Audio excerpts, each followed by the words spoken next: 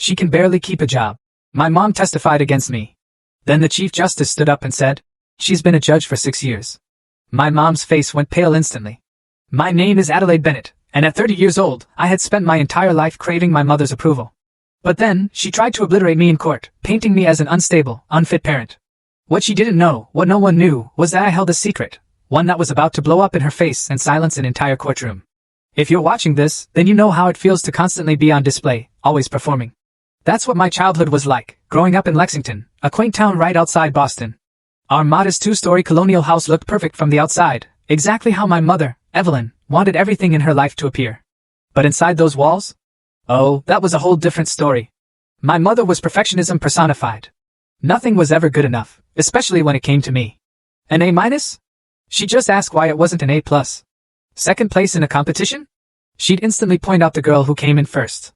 Her standards were impossible. Her criticism? Relentless. Adelaide, stand up straight.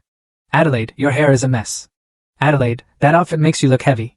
Her words were like a constant echo, following me everywhere, even when she wasn't around.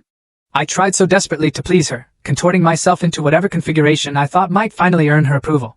It never came. My father, James, was my shield. My buffer. He was this incredibly kind man with gentle eyes, and he'd give me a little wink across the dinner table whenever my mother launched into one of her critical tangents.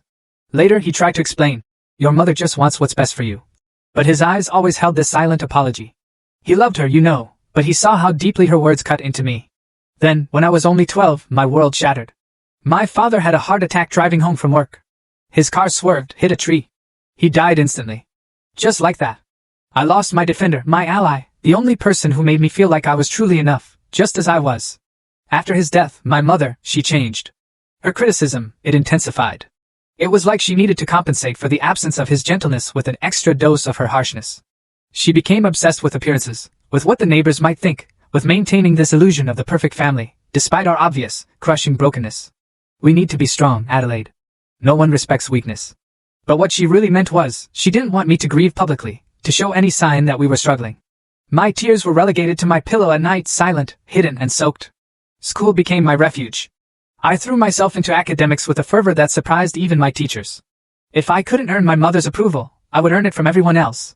Each perfect test score, each academic award, they were like a shield I held up against her criticism. But they. Full story added in below.